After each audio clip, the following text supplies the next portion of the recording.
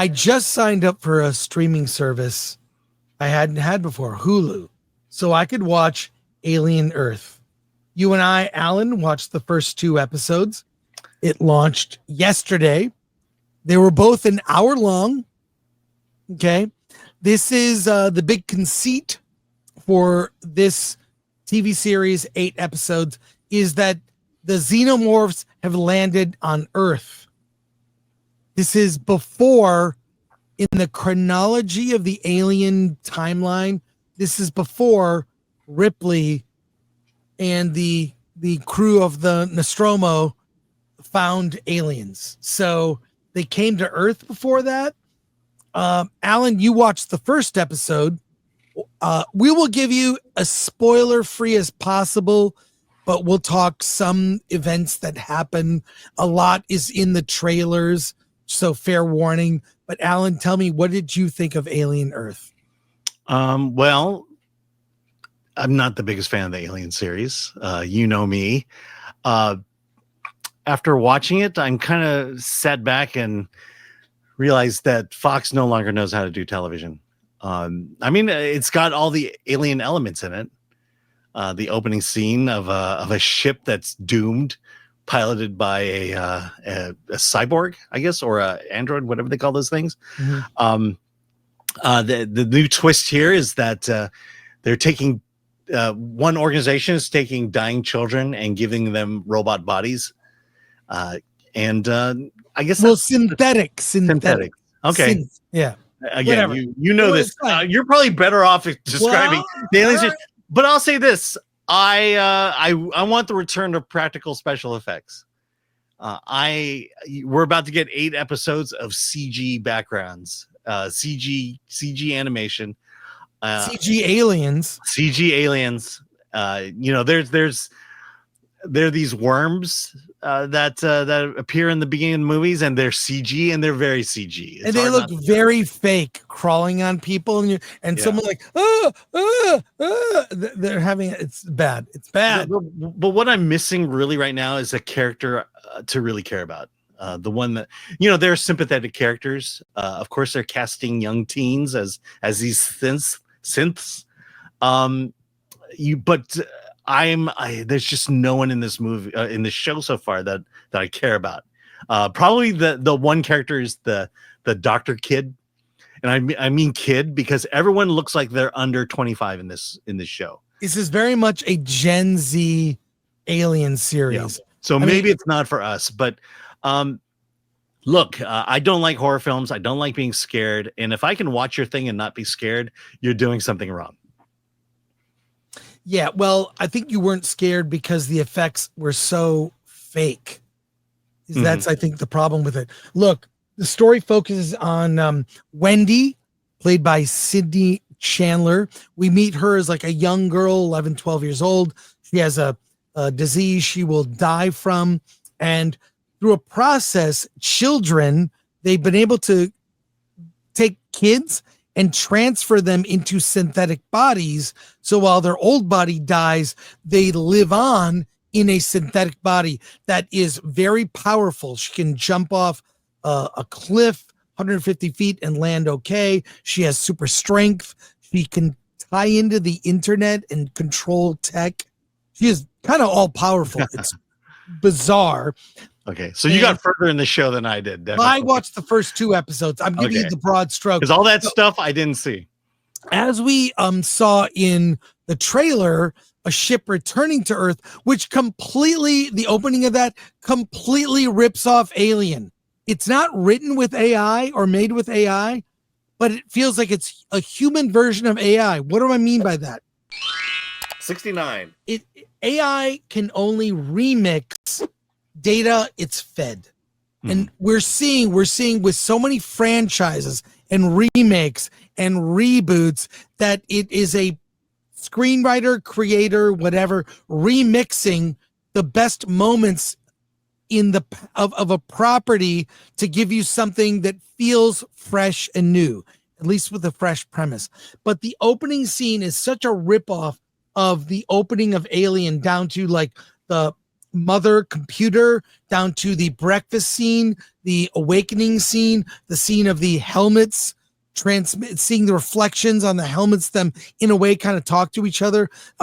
It's ripping itself off. It feels like it was written by AI. This is a human, I'm going to call it out, human version of AI remixing ideas. The more interesting ideas in this show are the one involving Wendy.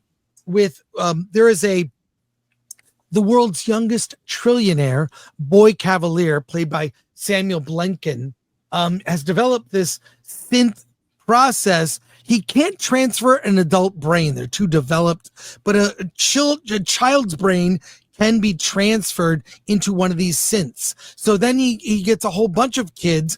So it's children in adult-sized bodies. What does that sound like to you? It sounds like entitled Gen Z kids working for a tech company that are like adult daycare. That's kind of what they may or may not be commenting on. I'm not going to say. This show is from Noah Hawley, who did Fargo and some other shows. I'm forgetting right now, but he's the first 2 episodes are world building. Wendy, kind of all the other kids are named after characters from Peter Pan, like the Lost Boys and whatnot. And Wendy, played by Sydney Chandler, I like her. She has this haircut that's right out of Amelie, Audrey Tautou. That haircut was so popular in France after Amelie came out, but she has the same haircut. She's a synth. It was very popular in China too. Yes, bowl on someone's head. There you go. But when the spaceship that's returning, pilot that's is headed by one of the androids, has like 4 specimens, interplanetary like specimens from other worlds that could be valuable, crash lands on this island where the Prodigy Corporation is headquartered. Her brother, played by Alex Lothar, his name is CJ. He looks like Steve Rogers before he took the super soldier serum. A super wimpy kid. I don't know how he's search and rescue. The guy couldn't lift me out of some wreckage. Look, quite frankly, any character in this show, you wonder how they got their job. They're all slight. I don't get it. So whatever. Anyways, this search and rescue goes to the building. It's sort of partially the building and the spacecraft have kind of crashed into each other. And I got confused sometime about what the geography was. Like, okay, well, are they in the apartment building or are they in the spacecraft? There were some completely illogical things that happened. They run upon a group of people having a party and they're all dressed like French people from the 1700s. But they didn't hear the giant spaceship crash into the building. It made no sense. And ultimately, they set up some cool ideas, never paid them off, glossed over them, and then the xenomorph, the alien of which we're familiar, is like a guest star in the show. And by the way, guest starring xenomorph and some alien eggs, and we won't know what happens with that. I'm really mixed on it. I can't recommend it. I'm going to watch maybe the next episode or 2. Not sure if I'll finish it. I'll go through, I don't know. I signed up. If I cancel now, I'll save money. But I'm not super, I'm mixed. It's in a way, it's everything wrong with modern franchise and how they can't tell an original story. They've taken, the original elements I liked, but the throwing in the xenomorph, and how are they going to explain the fact that, so they went and the Nostromo kind of like, it's all over the map. Right. Here. Here's the thing. One last thing, and I'm so sorry, Alan. One last thing. It takes place on an island. There's the Prodigy Corp, which we don't hear about in the future. I have a prediction. This is how the show will end. I hope it ends this way. They nuke the island. The Yutani Corporation somehow gets the rights to nuke the island. Everything goes away. The timeline is saved. Right. But after what season? Well, who knows? I would hope the end of season 1. But anyways, Alan, what did you think? I can't recommend it, but I'm glutton for punishment. Okay. Thanks. So this is the problem with streaming television shows today. There is an assumption that if I'm going to make an 8-episode series, the assumption is that you're going to watch all 8 episodes and that you're not going to bail at all during it. And that's a bad assumption, because you got to take that first episode. That first episode, to me, the first 2 episodes, I saw an episode and a half. I'll go that.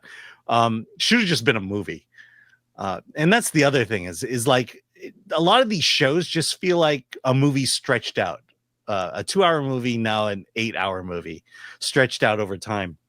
And look, that first episode, again, I'll say it over and over and over again. That first episode needs to capture your attention, needs to set the stage about what what this entire series is, and that ending better make you want to stay and watch the second episode. Because if it doesn't do those 3 things, you're cooked. And this one just doesn't do it. It feels like look, all that stuff you said about Alien. I've only seen the first one and the last movie, and I don't know where. I have zero context for this. So everything you said about where it is in the timeline is new to me, and I would like to think that most people coming to this are in the same situation where you're trying to capture an audience that's broader than the fans of the movie. The other thing is, if anything, in that first episode, when the ship crash lands into the city, that should have been the most spectacular scene you've ever seen. Instead, it is just garbage CG. It's not even great CG. It's just garbage CG. That's where I would have spent most of my money, is to make that look good. In fact, if I were them, I would have just said, hey, hell, let's just build a city and a spaceship and let's make it real and let's make it crash for real. Just miniatures and stuff, like the way they used to do it, because that would have made that scene so incredible and so awesome. Look, to me, it's not, the story is not bad. I'm just not super overwhelmed by it. I'm just whelmed by it. I do like the idea of Wendy, but I'm not seeing much that says I really need to see this show to the end. And so you may like it because you're a fan of Aliens and you'll see it to the end. For me, as someone who's not a Alien simp, I'm probably bailing out. I will watch the next few episodes. That will determine if I finish it. So when the show ends, if I've seen all of it, I'll let you know. But I think it's a 50-50 shot.